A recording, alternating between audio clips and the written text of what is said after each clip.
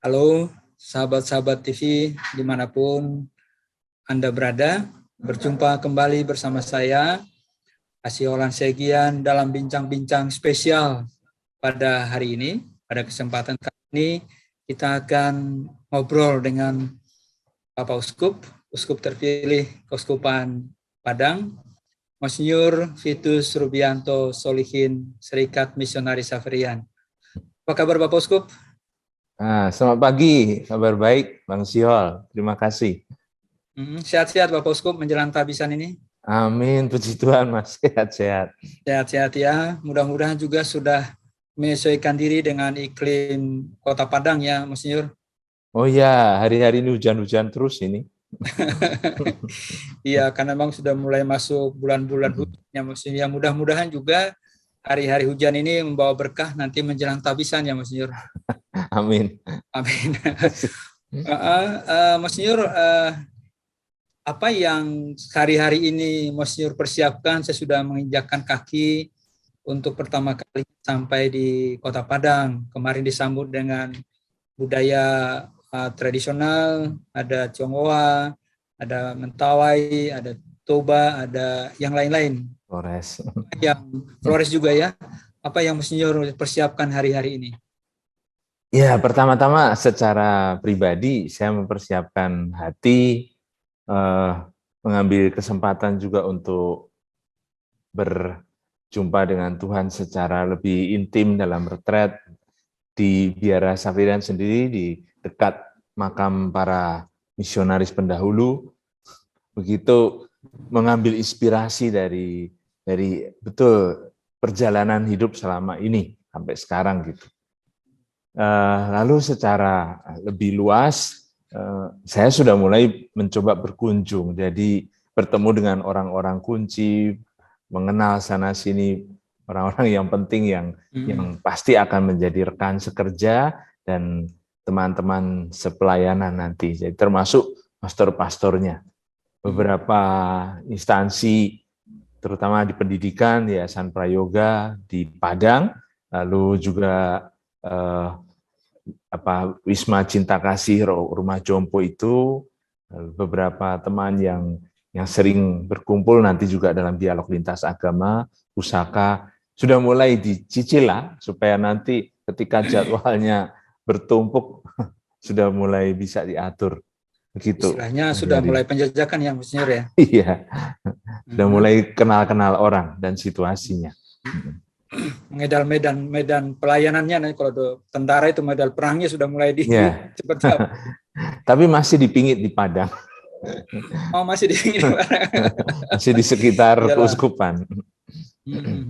Iya. Di sekitar Wisma Keuskupan. Artinya Monsinyur sudah mulai mengenal situasi Kota Padang sendiri, walaupun sebetulnya Padang bukan kota yang baru, atau Keuskupan Padang bukan sesuatu yang baru bagi Monsinyur Rubi ya. Tapi apa rasanya ketika pertama kali disambut dengan sambutan tarian tradisional, penyambutan secara resmi oleh administrator diosesan kemarin, apa yang Monsinyur rasakan saat itu? Terus terang itu surprise bagi saya. Tidak bisa dikatakan saya kenal Kota Padang ya. Waktu masuk ke jalan-jalan yang menuju akhirnya ke depan Wisma Keuskupan itu saja, saya merasa semuanya baru pertama kali. Artinya sudah sering saya ke Kota Padang, tapi tidak pernah jalan di daerah situ gitu. Oh, begitu ya. Makanya ini semua surprise. Saya pikir akan diajak pergi untuk melihat makam Monsinyur Situmorang. Saya sudah berpikir begitu untuk mengucapkan doa sedikit dan minta restu gitu kan. Tapi ternyata dibawa langsung pesta penyambutan dari panitia yang memang begitu hangat dan membuat saya langsung merasa diterima, terutama dengan tanda-tanda yang diberikan oleh perwakilan dari suku-suku itu. Kenyataan bahwa betul di Uskupan Padang ini ada harmoni budaya yang macam-macam yang menarik karena langsung dimasukkan dalam seperti bagian atau anggota keluarga dari umat yang berasal dari budaya itu. Nias, Batak, lalu Iya. Flores, lalu kemudian Jawa, dan terutama dari budaya Cina, budaya Tionghoa. Ada Tionghoa juga ya.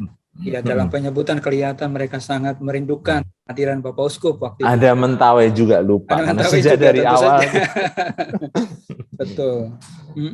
Nah, sesudah beberapa hari ini sudah mencium aroma Kota Padang, dan juga walaupun tadi Monsinyur mengatakan Padang buka di satu sisi mungkin tidak terlalu kenal, tapi kalau Biara Xaverian kan kenal sekali Monsinyur. Iya. Tadi saya mau sedikit ini, kenapa kok milih retretnya tadi dikatakan di Wisma Provinsial Xaverian, lalu kemudian situ kan ada makam-makam juga para misionaris. Mengapa pilih ke sana? Pertama, benar, kesempatan untuk mendapatkan waktu menyendiri dan retret, apalagi kalau itu terbimbing, itu sesuatu yang mewah dan istimewa. Tentu saja harus dicari dan memang perlu begitu. Tapi rupanya dengan segala peralihan ini, mulai dari Jakarta ketika saya harus melepaskan banyak hal yang diteruskan oleh Romo Rektor Skolastikat Filsafat Cempaka Putih yang baru, itu butuh waktu gitu. Sampai saya tidak sempat bahkan untuk menyiapkan, artinya bagaimana check up kesehatan segala macam yang sudah lama memang tidak pernah saya pikirkan.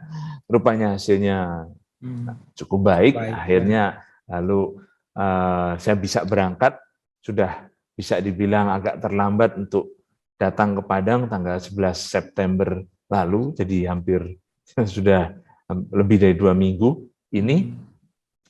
Itu baru saya memang pikir di mana tempat saya bisa dalam situasi PPKM begini kan, karena minta untuk datang ke satu biara atau pertapaan juga tidak terlalu mudah dalam masa PPKM, lalu akhirnya kenapa tidak di biara sendiri? Di Biara Xaverian ada juga banyak. Sepi juga ya, Monsinyur?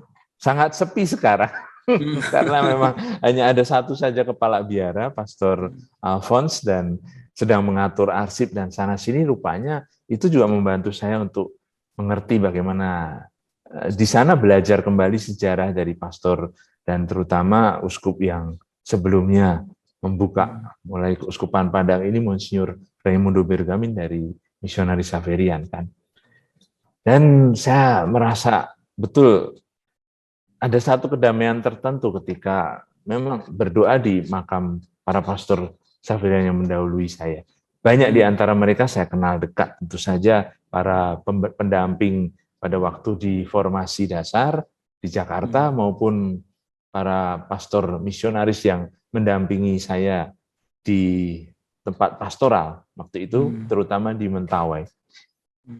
Boleh sebut beberapa nama, Monsinyur, yang sempat bersentuhan langsung dengan Monsinyur di formasi?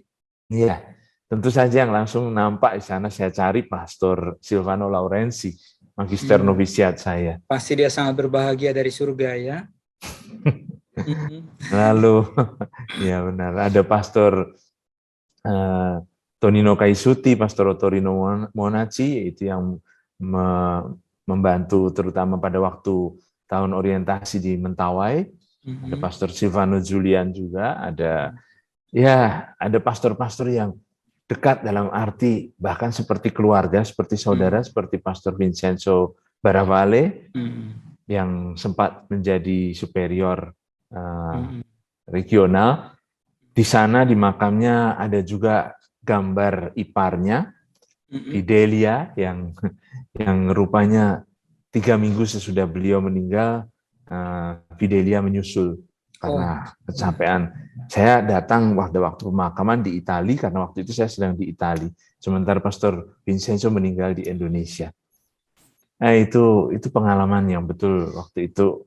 Misionaris yang ada di 2 tempat, iparnya orang Indonesia dimakamkan di Italia, Pastor Vincenzo orang Italia dimakamkan di Indonesia. Nah, ada banyak kenangan itu yang muncul pada waktu doa rosario di depan makam itu. Artinya Bapak Uskup merasa ada spirit yang mendampingi perutusan baru ini ya, Monsinyur ya? Ya, memang benar. Artinya kalau kita sebagai bangsa juga ya, kalau tidak belajar dari leluhur yang menjadi pahlawan-pahlawan kita, tidak bisa seperti yang kita membayangkan masa depan juga, Hmm. karena kita mewarisi sesuatu dari mereka. Nah, Monsinyur, ini sudah mendekati hari-hari kehabisan, bahkan sudah menghitung jam barangkali ya ke depannya. Apakah Monsinyur masih merasa atau ada rasa takut atau bagaimana, Monsinyur? Baik, rasa takut seperti pada awal gamang begitu, bukan takut ya. Artinya Gamang, sama ya. sekali tidak tahu apa-apa. Itu tidak ada lagi dalam arti seperti dulu, karena sudah mulai masuk. Tapi bukan berarti saya merasa santai saja seolah-olah, karena begitu banyak PR dan tanggung jawab yang rasanya harus segera diambil, ditindaklanjuti begitu. Banyak yang ditinggalkan, belum sempat terselesaikan masalah-masalah yang sebelumnya begitu, dan itu sudah mulai masuk dalam catatan dan perhitungan pribadi gitu, terutama ini. Tapi rasa takut yang tadi disebut, tidak, sebenarnya saya sih masih merasa, jujur secara pribadi juga, kalau saya mau berangkat tidur itu, maksudnya sudah di atas ranjang, pikir ini benar atau mimpi sebenarnya. Masih rasa mimpi apa ya? Mimpi, tapi sebenarnya saya pasrah begitu. Dari sejak awal itu yang saya rasakan ketika saya menjawab iya pada permintaan duta besar yang menyuarakan pilihan dari Bapak Suci Paus Fransiskus. Saya saya pikir dengan menjawab iya, ternyata memang betul. Seperti itu rahmat yang saya mohon pada waktu retret, kebebasan hati sebenarnya. Ya lebih pasrah, dan kemudian apalah, ini kenyataan saya apa adanya, memang dipersembahkan untuk Gereja Keuskupan Padang. Monsinyur, tadi Monsinyur katakan sekarang sudah lebih tenang. Apa memang ketika diumumkan Monsinyur merasa kejutan luar biasa atau di luar pikiran Monsinyur waktu itu ketika Duta Besar Vatikan menyampaikan sebagai Uskup Padang waktu itu? Ya, tentu saja luar biasa. Tentu saja tidak masuk dalam perhitungan, maksudnya beberapa tahun yang lalu itu sebenarnya saya sudah pernah bicara pada superior Delegatus Xaverian yang ada di Taipei, ya, karena saya mau, kalau sekurang-kurangnya tidak bisa bermisi langsung di luar. Kan itu memang Monsinyur rindukan dari dulu ya? Iya, saya mau sabatika dengan cara belajar satu bahasa dan budaya baru.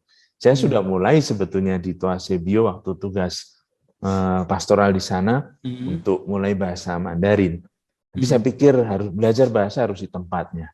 Sudah lancar Monsinyur. Lancar membaca saja, tapi kan kalau bukan belajar di sana, membaca tata perayaan Ekaristi dalam bahasa Mandarin begitu.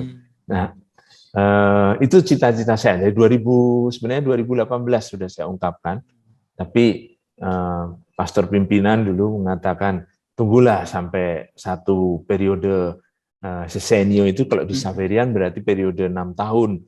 Jadi bukan hanya 3 tahun, tapi 3 tambah 3 gitu, 6 tahun itu selesai. Dan memang penunjukan menjadi uskup ini tiba pada saat saya selesai 6 tahun di skolastikat. Itu sebenarnya saya mengharapkan sesuatu yang yang itu kan. Waktu superior dari Taiwan itu mengatakan, kalau ini dari bawah lebih bagus lagi, saya juga akan tulis surat begitu. Tapi ternyata pandemik, ternyata ada semua hal ini yang mengubah jalan. Jadi saya waktu diberitahu oleh Bapak Duta Besar 1 bulan sebelum pengumuman resmi itu, ya memang betul-betul satu surprise. Pertama karena Xaverian tidak berpikir akan menyediakan diri menjadi uskup. Iya. Pertama itu juga kita sebagai misionaris di Indonesia sedikit. Jumlah misionaris pribumi mau dikatakan ya. Hanya 19 orang yang bekerja di Indonesia. 25-27 orang bekerja di di luar. Selebihnya Maka di luar ya, di mancanegara ya. Mancanegara. Maka kami kurang orang kalau mau dikatakan begitu. Kok berani-beraninya menerima tantangan ini menjadi uskup? Jadi ada banyak kongregasi lain yang cukup besar, tapi rupanya Bapak Duta Besar mempercayakan ini pada Xaverian, seperti dulu sejarahnya dimulai oleh Serikat Xaverian, dikembalikan lagi ke Serikat Xaverian. Iya. Tapi doanya Monsinyur Bergami terkabul. Terkabulnya satu, dia mendoakan supaya penggantinya adalah orang Indonesia asli. Iya, tapi kita tidak berpikir bahwa itu Xaverian juga. Ke uskup ketiganya adalah orang Indonesia juga, pribumi, misionaris juga, mungkin Xaverian. bahagia di surga. Iya, memang benar waktu saya terima ucapan dari Monsinyur Giorgio Biguzzi, Monsinyur Emeritus dari Sierra Leone yang Xaverian, kata-katanya betul meneguhkan saya, karena seperti sekarang bukan hanya merasa sebagai satu sama saudara, tapi juga sama penggembalaan, sebagai satu kolegialitas uskup gitu, episkopal. Lalu bukankah itu juga semangat dari Bapak pendiri sendiri, Monsignor Conforti, yang seorang uskup terkenal dengan sebutan gembala dua kawanan itu, justru kan harus menggembalakan umat di keuskupannya dan menggembalakan pastor-pastor misionarisnya. Iya. Ini yang menjadi surprise bagi saya, karena tidak saya pikirkan sampai ke titik ini. Pas diumumkan juga pas pada waktu kami menutup jubileum 100 tahun ditulisnya konstitusi dan surat wasiat tahun 1921. Jadi semacam kado besar juga ini untuk Serikat Xaverian ya, Monsinyur. Ya, khususnya juga untuk saya. Nah, Monsinyur katakan bahwasanya ini surprise betul begitu ya. Tapi kalau mau dijawab juga bahwa ini juga menjawab kerinduannya Monsinyur untuk ke tanah misi, walaupun dalam tanda petik itu adalah di dalam negeri Keuskupan Padang, dan juga tentu kalau mau disebut daerah Kepulauan Mentawai. Bagaimana Monsinyur melihat perutusan ini dalam konteks itu? Terima kasih pertanyaannya. Memang mengingatkan saya pada pengalaman personal pada waktu masih frater dulu, ditanya oleh Pastor Francesco Marini, waktu itu jenderal, ya. Kalau mau menjadi misionaris, mau misionaris di mana? Pada waktu itu pikiran saya ke Brasil, ke Amazonia. Justru karena memang waktu masuk Serikat Xaverian, dulu juga ketika mau menjadi misionaris, mencoba melamar di Serikat Yesus, juga saya tertarik pada para misionaris di film The Mission itu kan. Iya. Ya, itu jadi, film kesayangannya Monsinyur ya. maka ya itu saya bilang, saya memang mau menjadi misionaris di Amazonia. Pastor Marini memang mengatakan, kenapa di Brasil semua sudah Katolik, kenapa tidak mau ke Cina? Waktu itu sudah mengatakan begitu.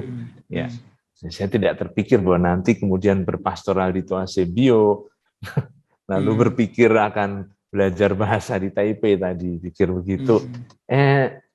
Ternyata kata-kata itu juga yang dipakai oleh Bapak Duta Besar ketika menyampaikan pilihan dari Paus itu, bahwa kamu yang mau menjadi misionaris sehingga tidak mau menunggu lama berdiskresi untuk memikirkan kembali pengalaman ditolak oleh Serikat Yesus itu, maka sekarang Bapak Suci mengirim kamu sebagai misionaris kepada. Kata-kata itu yang dipilih, maka saya merasa kena begitu memang. Ini pun satu tugas misioner tentu saja. Jelas keluar dari keuskupan saya sendiri, keluar dari budaya saya sendiri yang keluar dari keseharian sebagai dosen di STS. Betul. Ya. Iya. Monsinyur, artinya sekarang Monsinyur sudah makin mantap lah yang masuk dalam pilihan Bapak Suci ini. Ke depan kurang lebih sesudah beberapa hari di Kota Padang, lalu kemudian tadi dikatakan bersosialisasi dengan pimpinan kategorial barangkali, pastor-pastor barangkali, kurang lebih kemana nanti arah pengembalaan Monsinyur kalau juga dikaitkan dengan logo yang Monsinyur sudah sampaikan kepada kita. Iya, logo itu kan memang baru kemudian saya pelajari, bukan logo yang langsung mewakili keuskupan, tapi logo pribadi uskupnya gitu. Jadi benar kalau tadi ditanyakan soal langkah atau visi dan rencana atau misi apa yang akan dijalankan. Sebenarnya pertanyaan ini agak dini gitu. Kalau dini ya. Ya, karena saya masih harus banyak mendengar dan menimbangkan. Tapi ya dikaitkan dengan logo rupanya memang saya tidak merasa salah jalan gitu ketika memilih moto itu, Misericordia Motus, tergeraklah hatinya oleh belas kasihan, dan lambang-lambang yang saya taruh di situ justru karena saya merasa dari pihak saya sendiri apa yang saya geluti, perjuangkan, refleksikan selama ini, begitulah yang saya mau bawa sebagai ajakan, undangan untuk semua gembala dan pelayan yang nanti terlibat dalam gerak keuskupan Padang ini untuk menjadi orang-orang yang memang memancarkan belas kasih itu. Ya, justru karena memang itu yang kita butuhkan bersama. Ya, di dalam suasana sering ketidakpedulian, kompetisi, lalu secara tidak sadar mudah sekali membawa kesan arogansi. Lalu siraman belas kasihan itu sesuatu yang tentu menyejukkan begitu. Maka inilah yang mau saya tampilkan, dan terutama kalau ditanya, kebetulan ada juga teman yang tanya, dari semua itu yang sudah didengar dan dicatat, kira-kira mana yang paling diprioritaskan?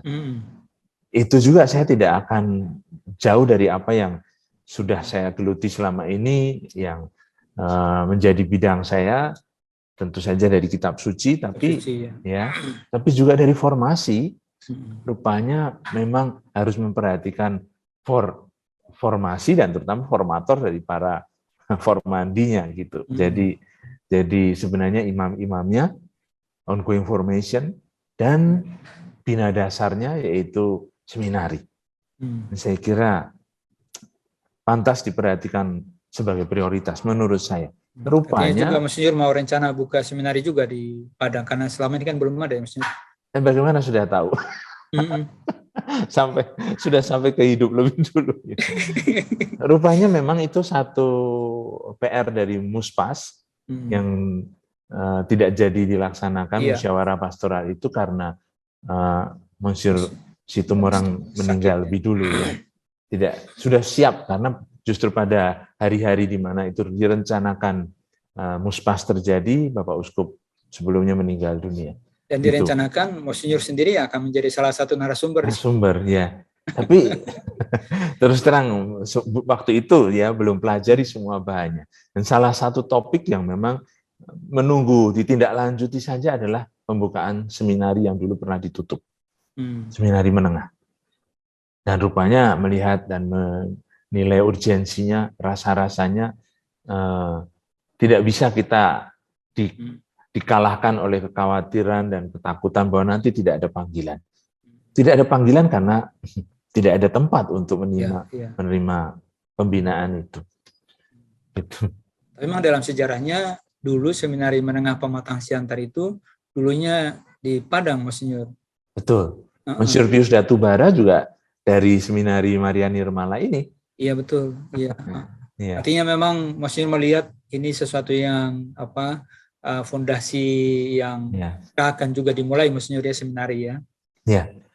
Ya, mohon dukungan dan doa dari teman-teman. Saya berharap memang bisa direalisasikan dalam waktu dekat untuk menerima kembali anak-anak seminari yang mau yang sekarang praktisnya kita titipkan kemana-mana, terutama di seminari Kristus Sacerdos itu. Matang Siantar. Yang rupanya tidak ada lagi retorikanya untuk untuk anak seminaris dari Keuskupan Padang. Itu sebabnya kita butuh buat satu seminari menengah dan retorika. Jadi langsung dua ya, yang dari lulusan SMP juga dan lulusan SMA. Ya, seperti KPA gitu ya, betul. Mas Nyur, ini Keuskupan Padang ini kan kalau mau dilihat secara menyeluruh Sumatera Barat dengan budayanya sendiri, kemudian Sumatera Barat juga ada sedikit ke kepulauan Mentawai, lalu kemudian ada di Riau yang di mana banyak pendatang, kemudian Jambi hal yang sama terjadi. Ini bagaimana Mas Nyur nanti akan merencanakan reksa pastoralnya? Kurang lebih yang Mas Nyur bayangkan seperti apa? Apakah akan terus mengembangkan komunitas basis atau seperti apa, Mas Nyur? Ya, betul, waktu sempat dulu diwawancara oleh satu wartawan atau televisi dari luar itu, saya mengatakan perhatian pada komunitas basis gerejawi itu justru karena memang sudah ada dari sononya begitu ya, berkat pengaruh dari pendeta-pendeta Protestan juga, lalu di antara orang Mentawai maupun di antara orang-orang Batak, itu rupanya sudah ada kebiasaan sermon. Sermon, Ya kan? sermon bolon. Sermon bolon, ya begitu. Saya anggap itu pembinaan komunitas basis yang berangkat dari sabda Tuhan sendiri. Saya merasa umat sendiri sebenarnya mandiri dalam hal ini karena dengan bantuan Bapak Bajak Gereja atau apa namanya, kalau dalam rayon-rayon dan ini yang kecil di komunitas yang ada orang Jawa, ada orang Batak, ada orang Nias begitu. Mulai dari sana dan diberi kepercayaan dan tanggung jawab semakin besar untuk tidak tertutup pada kelompok-kelompok mereka sendiri, tapi semakin bisa bertemu dan menyumbangkan sesuatu bagi kepentingan pembangunan bersama gereja di paroki maupun keuskupan gitu. Nah, ini sudah ada sebenarnya. Nah, tinggal memang diteruskan dan diberi satu kepercayaan gitu, satu gengsi yang memang akhirnya umat menyadari bahwa kekayaan ada di dalam, tapi bagaimana di manage gitu, bagaimana diolah, dikelola bersama menjadi suatu kekuatan yang besar gitu. Dan saya kira Keuskupan Padang dari sejarahnya memang begitu. Ya. Mas Nyur, ini seringkali juga pembicaraan, dan Mas Nyur saya tahu juga memberikan perhatian pada orang muda, dan selama ini juga bersama orang muda di frater-frater di skolastikat maupun di Darkara. Apa yang Bapak bayangkan terhadap orang muda kita di Keuskupan Padang ini? Ya, saya kira orang muda yang menjadi semakin berani untuk berinovasi, tentu perlu modal, perlu dana, perlu dukungan yang membantu mereka untuk menanggapi situasi pandemik yang mengubah cara hidup kita kan sebenarnya. Tapi jelas dunia sekarang, dunia digital dengan gereja virtualnya itu sebetulnya memang dunia mereka.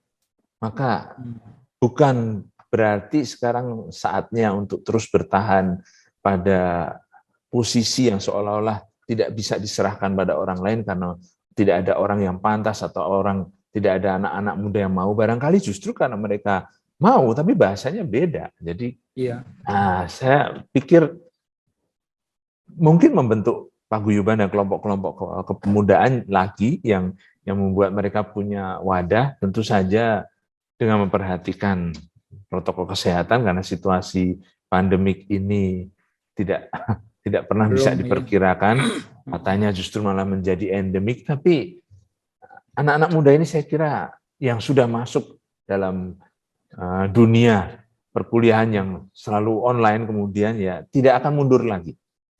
Akhirnya kenapa gereja juga harus tetap terbelakang gitu. Kita juga harus memanfaatkan semua itu.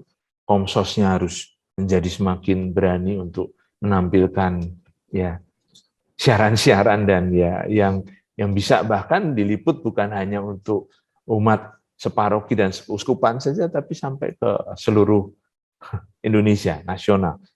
Lalu kaum mudanya bisa belajar dari kaum muda di tempat lain. Harus cari strategi yang memang kekinian bagi orang muda, Mas Nur ya. Iya. Mas Nur, ini selama sekian lama menjadi pengajar di kitab suci di STF Tirakara dan juga perguruan tinggi lain, sekarang masuk ke dalam sebuah memang harus mempraktekannya apa yang dikuliahkan, bagaimana ini dan itu. Mas Nur punya ini sendiri nggak ada strategi khusus nggak supaya bagaimana nih supaya firman Tuhan yang Mas Nur pelajari selama bertahun-tahun sampai meraih gelar doktor juga untuk bidang kitab suci, ada apa yang Mas Nur pikirkan? Strategi maksudnya dalam bagaimana firman yang intelektual Mas Nur pelajari dengan segala macam hal, kemudian nanti harus kemudian masuk ke level yang ya di umat biasa di pedalaman, barangkali mungkin juga ya masih belum tahu, literasinya masih jauh lah dari yang kita harapkan. Saya tidak pernah merasa pesimis dari hal itu ya, karena dari pengalaman waktu berpastoral di Mentawai, minat saya juga di kitab suci dan bagaimana membaca kitab suci bersama umat.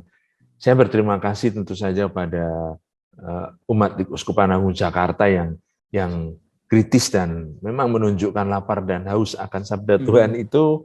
Lalu saya rasa bahwa selama pendidikan saya dalam bidang kitab suci ini tidak pernah lepas dari pastoral.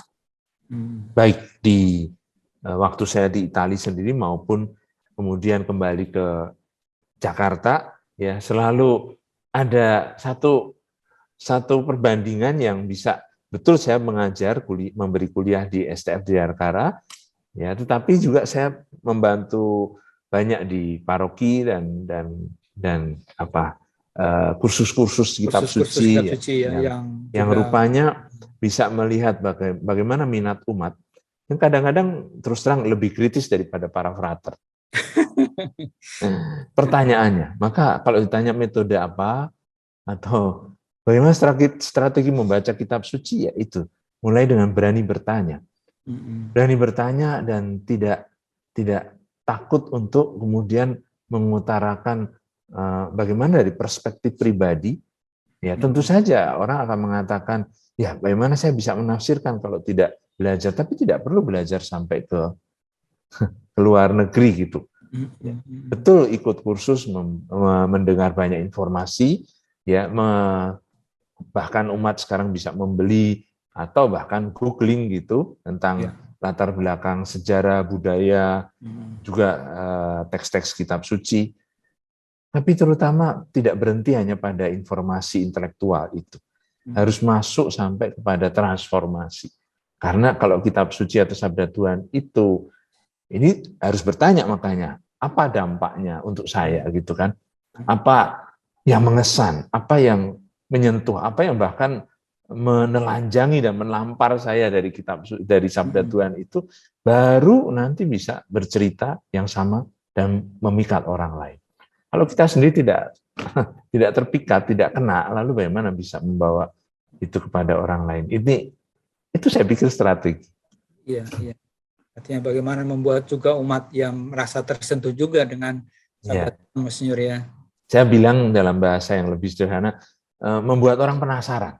Oh, ya. Membuat orang penasaran lalu, terus menerus ya. Iya, lalu penasarannya jadi terus semakin penasaran. Kadang-kadang betul semakin bingung dan semakin tidak mengerti, tapi bukan berarti berhenti untuk membaca. Justru karena itu semakin mencari apa sebetulnya, dan harta karunnya ditemukan dalam ketekunan itu. Iya. Mas Nur, tadi kita bicara yang yang cukup serius ke depan seperti apa. Mas Nur kan seorang kartunis ataupun juga pelukis yang masih mengembangkan hobi itu. Peralatan saya bawa, artinya kuas, pensil berwarna, semua yang bahkan di belakang ini juga ada kertas gambar dengan krayon. Tapi betul untuk masuk ke dalam waktu khusus itu, saya kira mungkin sebagai uskup mungkin bisa punya waktu itu. Dulu sebagai dosen dan formator, terus terang saya sulit sekali menemukan waktu untuk mengembangkan hobi ini. Karena bukan hanya melukis saja ya, waktu itu membuat karikatur dan komik itu sesuatu yang kemudian membuat saya lupa waktu. Sekarang panggilan khususnya adalah untuk melukis sabda Tuhan di Uskup Padang, Mas Nyur ya. Mas Nyur, sekarang sudah menjadi Uskup Padang. Ketika berbicara dengan Ibu di Semarang, itu apa pesan Ibu kepada Bapak Uskup? Itu dia, mama saya orang yang biasa-biasa saja sebenarnya. Waktu saya beritahu memang seperti dalam wawancara dengan Frater, saya memang memberitahu lebih dulu ibu saya karena sebelum pengumuman ya. Sebelum pengumuman, karena tahu bahwa nanti ketika pengumuman itu saya ada dalam konteks perayaan, tentu saja tidak bisa buka HP, WA atau segala macam. Pasti orang akan bingung ketika tiba-tiba disalam sana sini. Nah, saya beritahu dulu.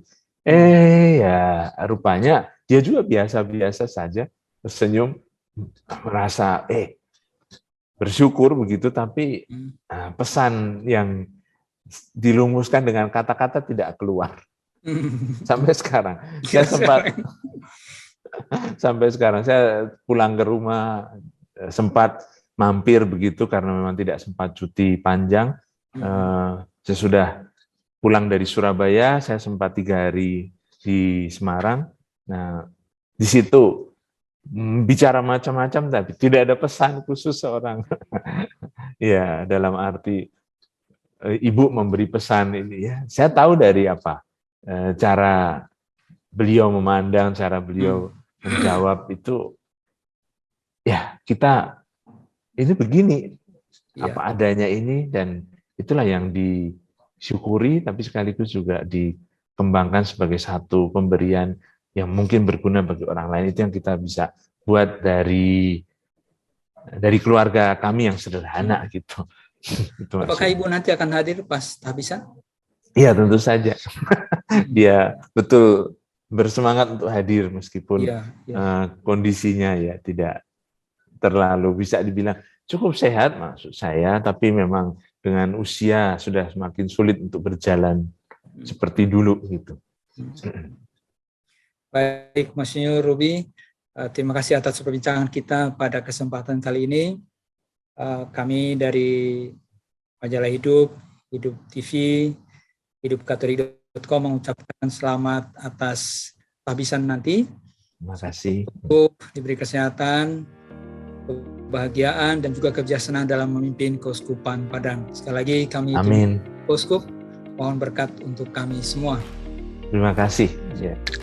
Terima kasih Mas Nyur. Selamat berjumpa dalam kesempatan yang lain. Ya, terima kasih. Bapak Uskup.